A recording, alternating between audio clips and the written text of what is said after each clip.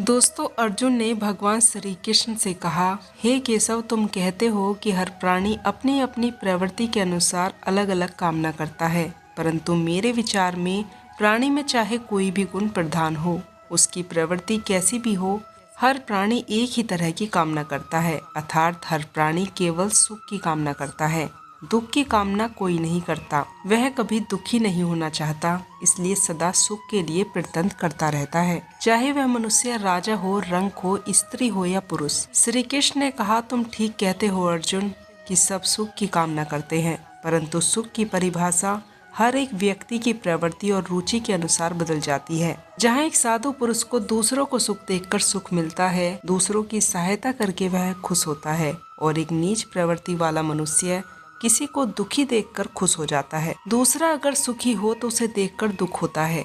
इसके लिए सुख और दुख की परिभाषा अपनी अपनी प्रवृत्ति और रुचि के अनुसार हर प्राणी के लिए अलग अलग है। दोस्तों, भगवान श्री कृष्ण कहते हैं, मनुष्य खुद के दुखों से नहीं बल्कि दूसरों के सुख को देखकर दुखी है। भगवान श्री कृष्ण कहते हैं कि प्राणी मात्र को शांति चाहिए। जितने भी जीव हैं सभी शांति के प्रयास करते हैं। शांति न मिले यह बात अलग है, उनको शांति न मिले यह बात अलग है। मनुष्य जीवन भर शांति खोजता है, पर जहाँ शांति है वहाँ नहीं। दोस्तों, एक बार मृत्युलोक के दुखी लोगों को देखकर माता लक्ष्मी ने भगवान नारायण से कहा, प्रभु, ये सब अपने बच्चे कितने दुखी हैं, इन पर कुछ तो दया करो। श्री हरि नारायण ने कहा, देवी, इन्हें मनुष्य जन्म दिया है, अमूल्य इंद्रियां मिली, भारत जैसे देश में जन्म मिला, यह कृपा क्या कम है। सब कुछ करने की शक्ति है, दुखों का कारण जीव स्वयं है। माता का हृदय तो भावना प्रधान करुणा से भरा होता है। लक्ष्मी जी ने कहा, भगवान, अगर आपकी कृपा हो जाए तो इनको शांति मिल सकती है। भगवान ने कहा, देवी, शांति अंदर का विषय है, संसार की बाहरी वस्तुओं से शांति का कोई संबंध नहीं है। संसार के भोग साधन जीव को दुखी देते हैं, पर फिर भी माता लक्ष्मी जी को शांति नहीं मिली। उनको तो मनुष्य का दुख दूर करना था, उन्होंने तो जिद पकड़ ली। भगवान विष्णु ने कहा, देवी, यदि इतना ही है तो तुम जाकर सभी का दुख दूर कर दो, मैं यही हूँ। बड़ी प्रसन्नता से लक्ष्मी जी ने एक थैला उठाया। जल्दी में उन्हें यह ध्यान नहीं रहा कि भगवान ने उनके झोले से कोई वस्तु निकाली और अपने पैर के नीचे दबा ली।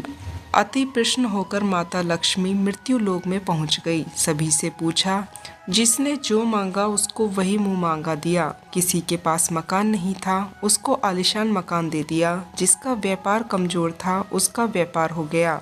किसी का बालक पढ़ता नहीं था, उसको बुद्धि प्रदान कर दी। सभी ने एक स्वर में कहा, माता जी, आपकी कृपा से हम सब प्रसन्न हैं। आपने सब कुछ दिया है, ऐसे ही कभी कभी आप हम सब की खबर ले लिया करें। आपकी जय हो माता, आपकी जय हो। माता लक्ष्मी बैकुंठ वापिस आई।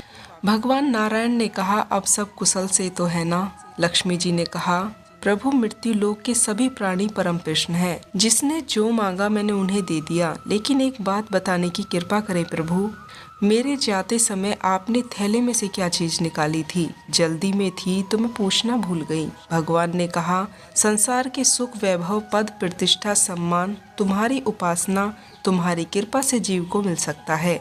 तुम्हारे जाते समय शांति नामक वस्तु तुम्हारे थैले से निकालकर अपने पैरों के नीचे रख ली थी। जिसको शांति चाहिए उसको मेरे चरणों का सहारा लेना ही पड़ेगा। संसार में सब कुछ है, किंतु शांति भगवान के चरणों में है।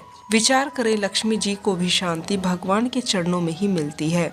दोस्तों, परमात्मा से दूर होते ही माता लक्ष्मी के पास से भी शांति हट गई थी, तो संसार की तो बात ही क्या है। संसार के सुख साधन कितने ही अच्छे दिखते हों, अंत में उनका प्रमाण दुख ही होता है। संसार की चकाचौंध में छल ही छल भरा हुआ है। झूठी प्रतिष्ठा ही तो जीवों के दुख का कारण है।